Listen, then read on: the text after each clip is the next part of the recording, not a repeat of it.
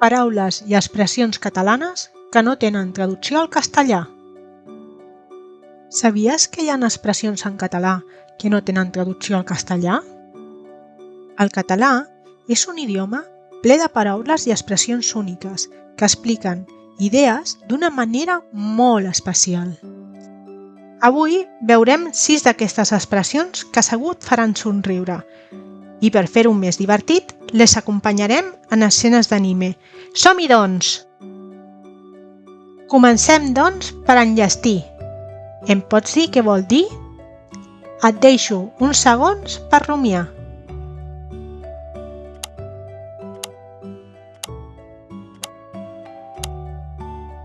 I si ho posem en context?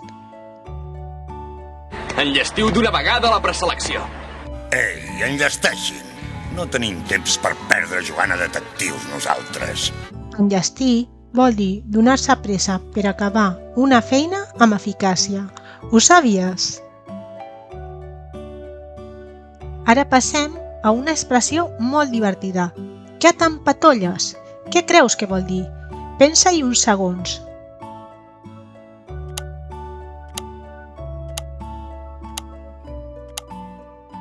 I si ho veiem en acció? Però què t'empatolles? Quina herència més absurda! Però què t'empatolles, Ararran? Però si jo em dic Conan! Què t'empatolles vol dir què estàs dient quan algú està parlant de manera confusa i enredada.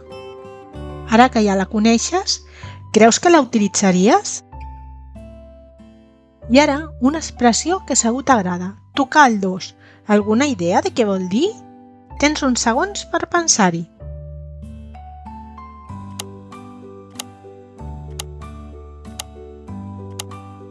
I si et dono una pista amb aquests exemples? Toca el 2, imbècil!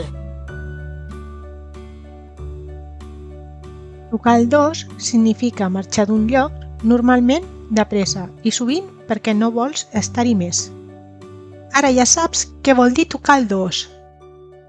I ara anem amb una paraula molt peculiar. Jo estava convençut que havies tocat el 2. Imagines què pot voler dir? Pren-te uns instants per rumiar-ho.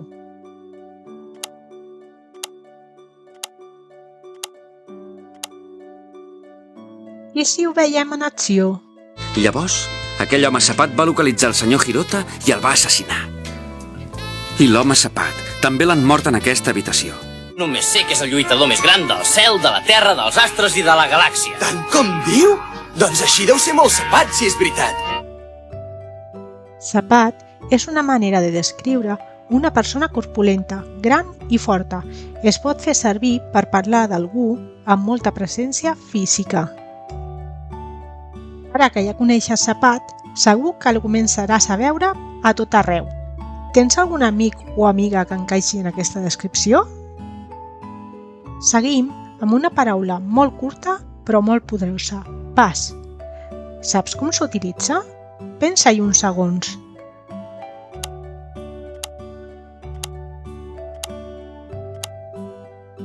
I si veiem un exemple visual? I no li donaré pas una barca al primer que passi! Jo no ho soc pas. Jo no puc ser tan forta com ella. Curar-me les ferides? No ho necessito pas.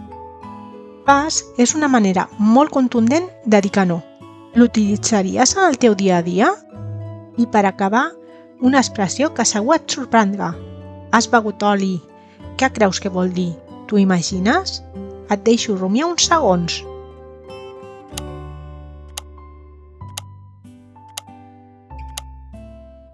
I si veiem com es pot utilitzar aquesta expressió?